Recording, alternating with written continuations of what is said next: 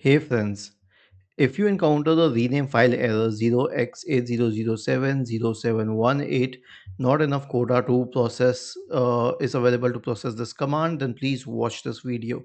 So there's only one solution to it.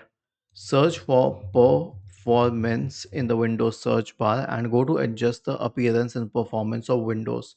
Okay, now go to the advanced tab. There's something called as virtual memory. Click on change. Now here you'll find an option which says automatically manage paging file for all drives. Uncheck this. Now you have the option to set a custom size. You can already check the size available here. You can make its 50% as the minimum file size. Okay, make sure that the zeros are correct. And then you can make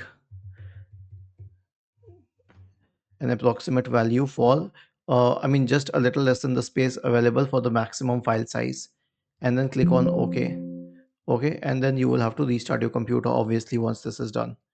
Was this helpful? If yes, then please subscribe to the channel, and if not, then let us know in the comment section of the video on how we could help you further. Thank you for watching this video and have a nice day.